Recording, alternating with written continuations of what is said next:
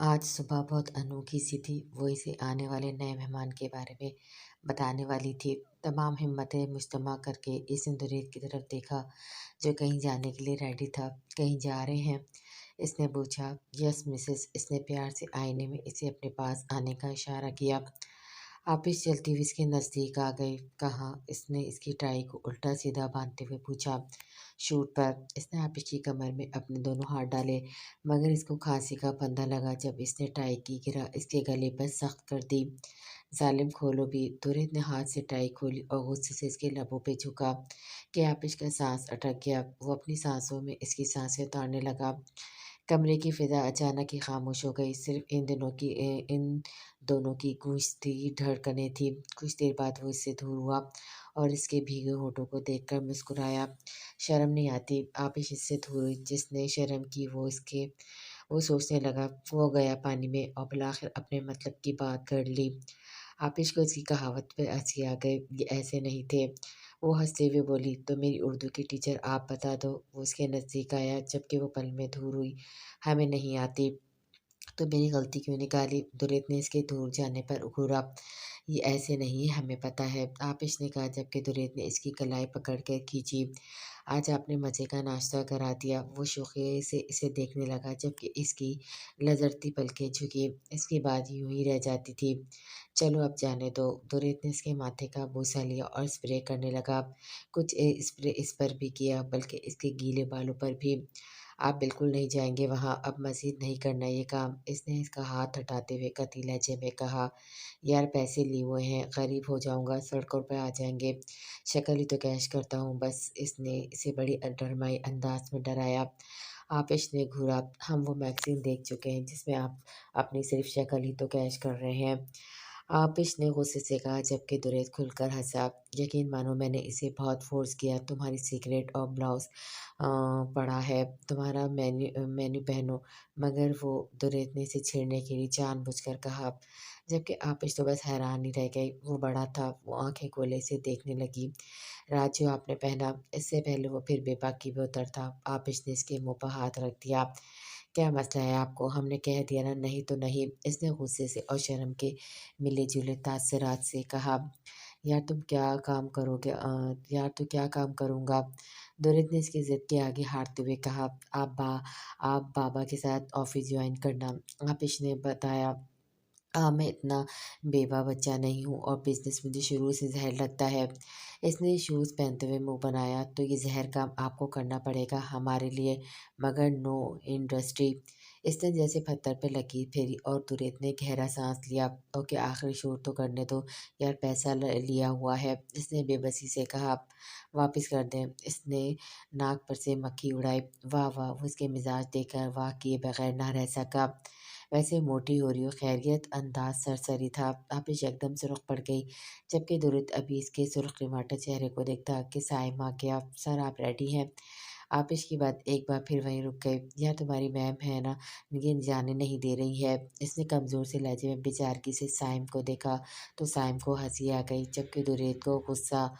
منہ اٹھائے دندناتے ہوئے سسرال کی ہوا کھانے آ جاتے ہو، نکلو یہاں سے اور اویس رضا کو ہاتھ جوڑ کر پیسے دے دینا۔ اس نے ڈانٹنے کے ساتھ ساتھ اسے کہا تو وہ منہ بناتا ہوا باہر نکل گیا۔ اب خوش؟ درت نے اس کی طرف دیکھا جو مسکرا رہی تھی۔ بہت خوش، وہ اچانک ہی بولی جبکہ درت مسکرا دیا۔ سائم کا رشتہ اس کے گھر والے لے آئے تھے۔ درت نے فوراً ایکسیپٹ کر لیا اور بڑی حویلی میں ایک بار پھر سے شادی کی تیاریاں ہونے لگی۔ علیزہ بھی کسی لڑکے کو پسند کرتی تھی اور اس کا بھی رشتہ فائنل ہو گیا تھا، مگر وہ آپس، درت یا بلاج میں سے کسی سے بات نہیں کرتی تھی۔ بڑی حویلی کی پرسکون فضا، سب کے چہرے پر مطمئن مسکراہٹ تھی۔ معروف کی مہندی پر علیزہ کا نکاح رکھا گیا تھا۔ علیزہ نے معروف کے ساتھ شادی پر شدید اختلاف کیا تھا، مگر دادا جان کے سختی سے ڈانٹنے پر وہ خاموش ہو گئی اور یوں ایک ہفتے کے گیپ سے شادی کے فنکشن شروع ہو گئے۔ آپس درت کو اب تک خوشخبری کے بارے میں نہیں بتا سکی تھی۔ اس نے کوئی سوال بھی نہیں کیا، شاید وہ جانتا تھا اور جان کر انجان بن رہا تھا۔ وش بھی اسے بتا چکی تھی کہ اب تک وہ جان چکا ہے، بس تمہارے منہ سے کہنے کا انتظار کر رہا ہے۔ اس کا بھرا بھرا جسم سب پر واضح کر چکا تھا۔ شگفتہ بیگم نے بھی خود اس سے سوال کیا اور مثبت جواب ملنے پر ان کی خوشی دیکھنے لائق تھی۔ انہوں نے اس کا صدقہ دیا، ملازموں میں مٹھائیاں بٹوائیں، سب کو تقریباً اس خوشخبری کا پتہ چل گیا تھا اور دريت وقت صرف اس کے بولنے کے انتظار میں تھا، مگر وہ ہر حال میں اسے یہ بات بتانا چاہتی تھی۔ وہ کمرے سے باہر اسی کو ڈھونڈنے نکلی تھی کہ اچانک سیڑھیوں پر اس کا پاؤں پھسلا اور وہ پورے وجود سمیت سیڑھیوں سے نیچے آ گری۔ دل خریش چیخیں اس کے لبوں سے نکلی۔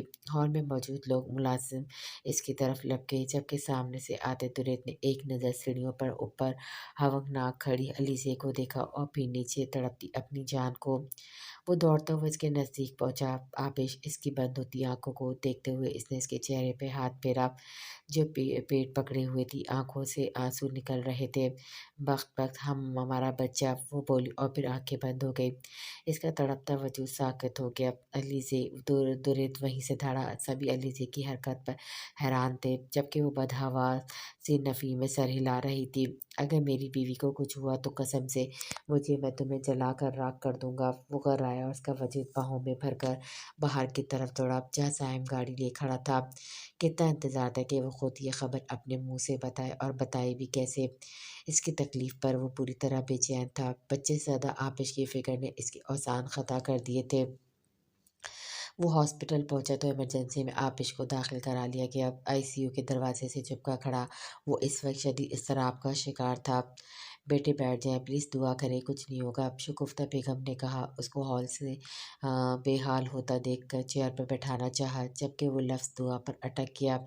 اس نے کبھی دعا نہیں مانگی تھی، مگر آج آبش کے لیے اس کے ہاتھ میں فضا میں بلند ہوئے اور وہ رب کے حضور اس کی زندگی کی بھیک مانگنے لگا۔ سب اس کی کیفیت سمجھ سکتے تھے، مگر وہ کسی سے ہمدردی نہیں چاہتا تھا، تبھی کسی کو بھی پاس آنے نہیں دیا۔ اس کا بس نہیں چل رہا تھا۔ علیزہ کی گردن دباتے مشقت آمیز انتظار کے بعد ڈاکٹر باہر نکلا۔ سوری، ہم آپ کا بیبی نہیں بچا سکے، اس نے افسوس سے کہا، جبکہ مہارخ وش اور شگفتہ بیگم تو باقاعدہ رونے لگی۔ ڈاکٹر، میری وائف، اسے اس خبر سے کوئی فرق نہیں پڑتا تھا، صرف آبش کی خیریت چاہتا تھا۔ جی، شی از آؤٹ آف ڈینجر، انہوں نے جیسے اسے نئی زندگی کی نوید سنائی۔ کیا میں مل سکتا ہوں؟ اس نے پوچھا۔ ڈاکٹر نے مسکرا کر اس بات میں سر ہلایا اور وہ پل کی چوتھائی میں آئی سی یو میں چلا گیا۔ ہمیں معاف کر دیں بخت، وہ کوئی ہزاروں بار رو رو کے اس سے معافی مانگ رہی تھی۔ پچھتاوا ہی پچھتاوا تھا، نہ وہ اسے بتا سکی، نہ اس کا بچہ زندہ رہ سکا۔ دريت خاموشی سے اسے روتا ہوا تڑپتا ہوا دیکھ رہا تھا۔ افسوس، تکلیف اسے بھی ہوئی تھی۔ وہ اس وقت علیزے کو قتل کرنے کے درپے تھا۔ وہ یقین مانو، میں اس لڑکی کو زندہ گاڑ دوں گا جس نے ہم سے ہماری خوشی چھینی ہے، وہ پھنکارا اور اس کے آنسو صاف کیے، جس نے تمہاری ان آنکھوں میں آنسو سجا دیے۔ اس کے ماتھے کا بوسہ لیا، جبکہ وہ حیران سی اسے دیکھنے لگی۔ بخت، وہ پھوٹ پھوٹ کر روتی۔ اس نے اس کے ہونٹوں پر ہاتھ رکھ دیا۔ بس چپ، اب صرف میرا انتقام دیکھو، یہ میری اولاد تھی، کسی کا فضول مال نہیں تھا جو اس نے مار دیا۔ وہ غصے سے پلٹا۔ نہیں بخت، ہمیں چھوڑ کر مت جائیں، آبش چیخی، مگر وہ اسے سنے بغیر ہی وہاں سے تیزی سے نکلا۔ کیا کیا ہے یہ تم نے علیزے؟ انتقام میں اتنی اندھی ہو جاؤ گی تم، مجھے اندازہ نہیں تھا۔ نسرین نے اسے لدھاڑا۔ نہیں ماما، میں نے کچھ نہیں کیا، میں سچ کہہ رہی ہوں، علیزے بولی، جبکہ انہوں نے غصے سے گھورا۔ اسے اندازہ نہیں تھا کہ بچہ مر ہی جائے گا اور اب جھوٹ کا سہارا لیتی وہ سب کو صفائیاں دے رہی تھی۔ بکواس بند کرو، سب نے دیکھا کہ تم نے اسے دھکا دیا ہے، جانتی ہوں اس کا بچہ مر گیا، اور اب بخت تمہارے ساتھ کیا کرے گا؟ جب میں نے کچھ نہیں کیا تو آپ لوگ مان کیوں نہیں رہے؟ علیزے چیخی۔ آخر بخت کا سوچ کر بھی دل بھی خوف سے سگڑ رہا تھا، جبکہ اس کے روم کا دروازہ دھاڑ سے کھلا۔ بخت سرخ نظروں سے اسے دیکھ رہا تھا۔ علیزے کو اس وقت اس سے شدید خوف آیا۔ بخت بیٹے، بات سنو، معاف کر دو، غلطی ہو گئی، بچے اس سے، نسرین نے بخت کے تیور دیکھتے ہوئے کہا، جبکہ وہ بغیر ان کو جواب دیے اس کی طرف بڑھا۔ بخت، میں سچ کہہ رہی ہوں، یہ میں نے نہیں کیا۔ علیزے کا لہجہ نم سا ہو گیا۔ دريت نے ایک جھٹکے سے اس کو بالوں کو مٹھی میں جکڑا اور کھینچتا ہوا روم سے باہر لے آیا۔ علیزے اپنے آپ کو چھڑانے لگی، جبکہ نسرین ان کے پیچھے پیچھے نکلی۔ گھر کے تمام افراد ہال میں جمع تھے۔ اس نے علیزے کو دادا جان کے سامنے پھینکا۔ آپ کوئی فیصلہ کریں گے یا میں اس کو شوٹ کر دوں؟ اس نے پسٹل نکال کر علیزے پر تانی، دادا جان مجھے معاف کر دے، میں نے ایسا نہیں چاہا تھا۔ علیزے رونے لگی جبکہ سب خاموش کھڑے تھے۔ بہت افسوس کی بات ہے یہ علیزے، دادا نے نفرت سے اس کی طرف دیکھا، آج اس کو رخصت کر دو اور اس کی سزا یہی ہے کہ بڑی حویلی والوں سے اب اس کا کوئی تعلق نہیں، دادا جان نے کہا، جبکہ بخت کو دادا جان کی یہ سزا بہت چھوٹی سی لگی۔ بخت میں نہیں دادا جان، مجھ سے غلطی ہو گئی، پلیز ایسا مت کریں۔ علیزے کی جان ہوا ہونے لگی، جس نے علیزے سے تعلق رکھا وہ یہاں سے خود بخود چلا جائے۔ دادا جان نے کہا تو سبھی خاموش ہو گئے اور پھر رفتہ رفتہ سب مڑ گئے، کسی کو اس سے یہ توقع نہیں تھی، جبکہ علیزہ سر تھامے زور زور سے رونے لگی۔ 4 سال بعد اس کی گہری آنکھوں نے ان دونوں کو زبردستی گھورا سے نوازا اور پھر انہیں گہری آنکھوں کو چمک مزید بڑھ گئی جب اس نے اپنے ہاتھ میں دبے چھوٹے بڑے کنچوں کو دیکھا اور دوسرے ہاتھ میں سختی سے دبے ایک زندہ کاکروچ کو جو اس کی مٹھی میں مچل رہا تھا، مگر اس نے سختی سے دبایا ہوا تھا۔ وہ علی سے کل رات کا بدلہ لینا چاہتا تھا اور اپنے موٹے موٹے گول مٹول بھائیوں سے بھی، جن دونوں نے علیش کے ساتھ مل کر مم سے اس کو اچھی خاصی ڈانٹ پڑوائی تھی۔ یہ تو اگر ڈائٹ درست وقت پر انٹری نہ مارتے تو وہ ضرور ایک دو جھاپڑ آپس سے کھا چکا ہوتا۔ حالانکہ اس نے کچھ خاص برا نہیں کیا تھا، وہ تو بس ان دونوں کے ساتھ کھیل رہا تھا اور کھیل ہی کھیل میں ان دونوں کو اتنا مارا کہ ان کے گال پوری طرح سرخ ہو گئے تھے اور وہ ان دونوں کی ساری چیز بھی کھا چکا تھا۔ مگر بلاس صاحب کے نزدیک یہ کوئی اتنی بڑی بات نہیں تھی، وہ ان دونوں سے بڑا تھا، وہ انہیں مار سکتا تھا، جبکہ چیز اس نے اپنی بھوک مٹانے کے لیے کھائی تھی۔ سارا دن دوسروں کی ناک میں دم کر کے اس معصوم کو بھوک بھی زیادہ لگتی تھی، مگر علیش حیدر ماہام کی بیٹی اور باری آپش کا بیٹا، وہ اس لیے کیونکہ اس کے 2 بھائی عبدالباری اور اریان آپش کے بیٹے تھے اور وہ اپنے ڈیڈ کا ایک اکلوتا بیٹا تھا اور ڈیڈ کی محبت میں وہ کسی کی شراکت برداشت نہیں کرتا تھا۔ ڈیڈ صاحب خود سب کو اگنور کر کے صرف اور صرف بلاج کے ہو کر رہ گئے تھے، مگر آپش کے لیے دیوانگی آج بھی قائم تھی۔ تبھی ان کے گھر ایک اور ننھا مہمان آنے والا تھا اور ڈیڈ کی خواہش تھی کہ بیبی گرل ہو، جبکہ مم ڈیڈ کی حرکات سے سخت عاجز آ گئی تھی۔ اس نے ایک بار پھر اپنی شیطانی نظروں سے ان دونوں کو دیکھا جو لان میں کھیلنے کے لیے اس کے پاس سے گزر نہیں لگے تھے کہ اس نے اپنے ہاتھ کی مٹھی میں بھرے کنچوں کو نامحسوس طریقے سے آزاد کیا تو وہ ٹائل والے فرش پہ بکھرتے چلے گئے اور ان کے ساتھ ساتھ اس کا موٹا گول آلو بلاج کے بقول بھائی ان کنچوں پر پھسلتا ہوا آگے چلا گیا۔ بلاج نے بامشکل اپنی ہنسی کنٹرول کی اور علیش کی طرف دیکھا جو ہونٹ نکالے نم آنکھوں سے پاری کو روتا ہوا دیکھ رہی تھی اور اس سے پہلے وہ اس کے پاس جاتی، بلاج نے کاکروچ کو زور سے اس کی طرف اچھالا۔ کاکروچ کا اڑتا ہوا جا کر علیش کی نازک سفید گردن پہ چپک گیا اور پھر بڑی حویلی کو علیش کی چیخوں نے سر پر اٹھا لیا۔ مہم بکلائی ہوئی سی کمرے سے باہر نکلی، جبکہ بلاج اپنا کام انجام دے کر خاموشی سے کھسکنا چاہتا تھا، مگر پیچھے ہی آپش کھڑی اسے گھور رہی تھی۔ مہم نے عبدالباری کو بٹھایا جس کی بڑی بڑی آنکھوں سے آنسو بہنے کے ساتھ ساتھ ناک سے بھی ندی بہہ رہی تھی۔ بلاج نے غصے سے پہلے ان دونوں کو دیکھا اور پھر معصومیت سے اپنی ماں کو جو بالکل اس کے چھوٹے دونوں بھائیوں کی طرح گول گول موٹی موٹی سی لگتی تھی۔ ایک صرف وہ اور اس کے ڈیڈ ہی تو ہینڈسم تھے یہاں، اور ڈیڈ کے علاوہ وش اس کی سب سے زیادہ فیورٹ تھی، اور دادا جان بھی تب کے لیے جب ڈیڈ کو بھی غصہ آ جاتا تھا۔ اسے یاد تھا جب وہ 3 سال کا تھا تب پہلی بار ڈیڈ نے اس پر غصہ کیا تھا کیونکہ اس کی مم اور اپنے بھائی کو کمرے سے باہر نکال کر وہ روم میں پتنگ اڑا رہا تھا، جبکہ ان کے گھر اریان کی پیدائش ہونے والی تھی۔ آپش کی بگڑتی طبیعت کے باعث دریت نے بلاج کو سخت غصے سے ڈانٹا تو دادا جان نے اس کی ہیلپ کی، اس لیے دادا جان بھی اس کی فیورٹ لسٹ میں تھے، جبکہ ماں کو تو وہ اپنے پیچھے پیچھے گھمائے رکھتا تھا۔ ماں کے ہاتھ کے کھانے سے بہت پسند ہے، غرض کے بلاج بڑی حویلی کے لیے اتنی سی عمر میں ہی بڑی والی بلا بنا ہوا تھا۔ کیا بدتمیزی تھی یہ! آپش نے اس کا کان پکڑ کے موڑا۔ مم مم پلیز چھوڑیں، اس نے رونے کی بھرپور ایکٹنگ کی، مگر آپش اس کی ڈرامے بازی خوب سمجھتی تھی۔ مہم بھی عاجز نظروں سے اس 6 سال کے فتنے کو دیکھ رہی تھی۔ علیش خوفزدہ سی مہم کے پاؤں سے لپٹی ہوئی تھی، جبکہ باری بھی اپنے بھائی کو غصے سے گھورتے ہوئے اپنی شرٹ سے نوزی صاف کر رہا تھا۔ बलाज कोई लिमिट होती है। आप निहायत बदतमीज़ हो गए हैं। अगर अलीश को काकुरिच काट लेता और आपने उठाया कहाँ से? डर नहीं लगा आपको? और भाई को ज़्यादा चोट लग जाती। फिर इसका लास्ट मंथ चल रहा था, तभी इतने से बोलने पर ही इसकी सांसें फूलने लगी। इसने इसके कान को छोड़ा और यही मौका था। बलाज ने वहाँ से दौड़ लगा दी और अपनी दादी के कमरे में। मगर आज आपेशी से बिल्कुल छोड़ने वाली नहीं थी। वो एक ही शख्स के काबू में आता था और वो इसके मियाँ साहब थे, जिन पर इसे शदीद गुस्सा आ रहा था। तुम रेस्ट करो। माहम ने इसकी हालत देखी, जो खुद से भी आजिज़ आ चुकी थी। मगर इसके फेस एक्सप्रेशन देखकर माहम को एकदम हंसी आ गई। इसने दोनों बच्चों को समझा बुझा कर बाहर खेलने के लिए भेजा और इसके बराबर में टिक गए। खुदा को मानो आपिश, बस कर दो अब। यूँ तो तुम एक पूरी टीम बनाने का इरादा रखती हो। इसने आपिश को गहरे सांस लेते हुए कहा तो मुस्कुराती हुई बोली, जबकि इसने मासूमियत से इसकी तरफ देखा। हमारी नहीं चलती। वो बेबस हुई। वो तो कभी नहीं चलेगी, पता है मुझे। माम हंसने लगी, जबकि आपिश घूरे बगैर नहीं रह सकी। इतने में सरीना भी दर ही आ गई। आपिश, तुम कुछ खा लो और बिलाज के पीछे हलकान मत हुआ करो। सरीना ने अपनी छोटी सी परी को गोद से उतारा, जो शादी के काफ़ी टाइम बाद इनके घर हुई थी। और आशीष सरीना के साथ साथ पूरा घर ही बहुत खुश हुआ था।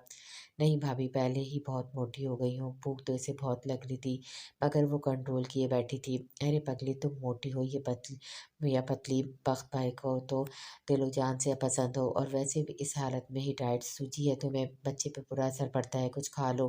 कहते साथ ही इसने मैट को आवाज़ देकर स्नैक लाने का कहा, जबकि आपिश मुंह बसोर कर रह गई।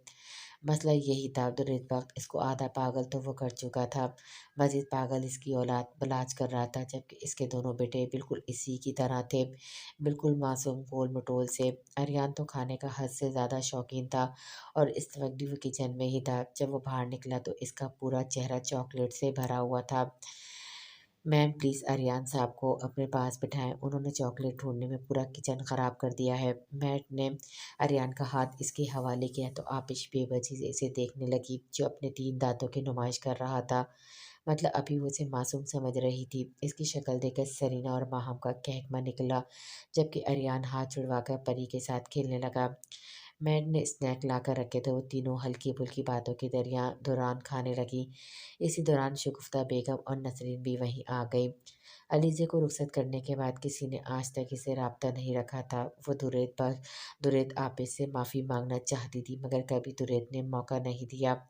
हत्ता के दादा जान की वफ़ात पर भी। मगर नसरीन चूँकि इसकी माँ थी, इससे राब्ते में रहती थी। जबकि फवाद साहब दादा जान की वफ़ात के बाद बेगम और बेटे अहमद के साथ दूसरे मुल्क शिफ्ट हो गए थे, लेकिन बेटी से मिलने वो अक्सर आते थे।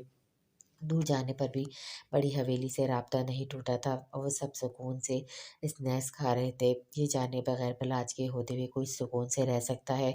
बलाज सुकून से परी और यान के पास आकर बैठा और बोर नज़रों से इनके बोर खेल देख रहा था।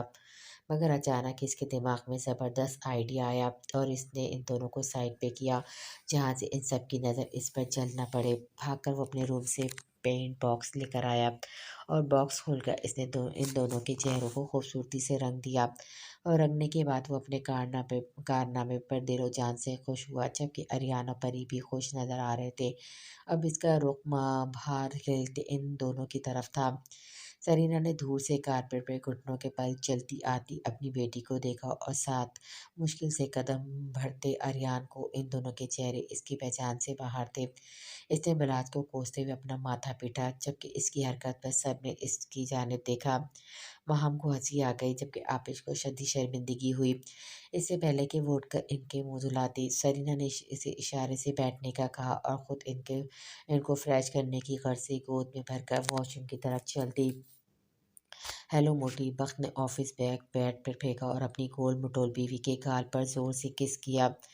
वक्त गुजरने के साथ साथ आबिश की मोहब्बत इसके दिल में कम नहीं हुई थी, बल्कि हर बच्चे की पैदाइश पर 100 गुना बढ़ जाती। मगर इस वक्त इसे कमरे में कोई भी बच्चा नहीं दिखा। जबकि बीवी का चेहरा भी सूजा हुआ था। मतलब इसके हीरो ने कुछ किया है। खैरियत? इसने इसकी उँगलियों में उँगलियाँ फँसाई जबकि आपिश ने हाथ झटक दिया। उफ़! ये नखरे! सर आँखों पर उसकी कलाई की रग को चूमते हुए वो उसके चेहरे को देख रहा था। हम आपको बता रहे हैं मज़ीद कोई भी बेबी हम अफ़ोर्ड नहीं कर सकते। आपिश ने कहानी खुद से शुरू की। अच्छा, तुरंत ने हँसी रोकी।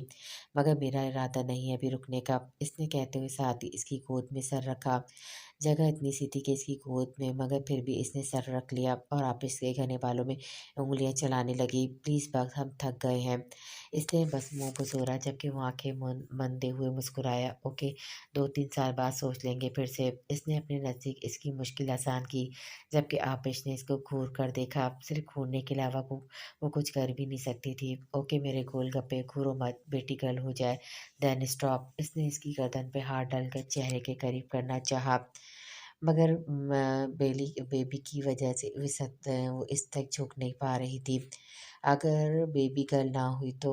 आप ने इसकी आंखों में देखा तो जाने मन हम कौन सा थक गए, लगे रहेंगे अपनी मोह में।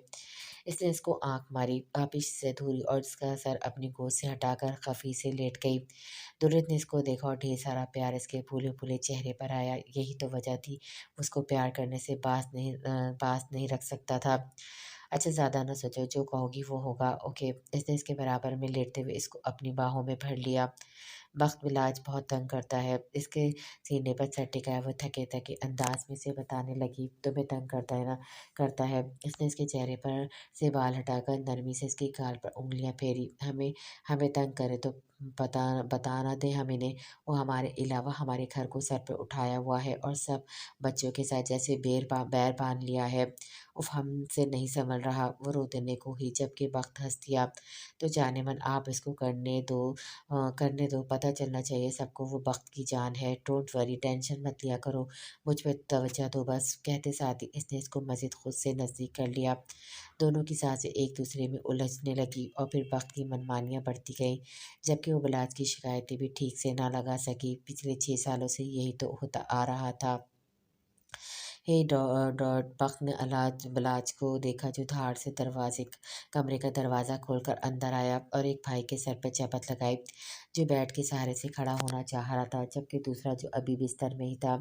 इसकी छोटी काटी जबकि वो टिस से मिस नहीं हुआ। बक ने आईब्रोज खाकर इसकी तरफ देखा जो पूरे दांत निकाल कर खड़ा हो गया। आपिश भी ये सब देख रही थी। शहजादे, हरकतें सुधार लो, सुना है पूरे घर वालों की नाक में दम दिया हुआ है। वो बड़े प्यार से इससे पूछ रहा था। अब इसके अंदाज में खून खौल गया।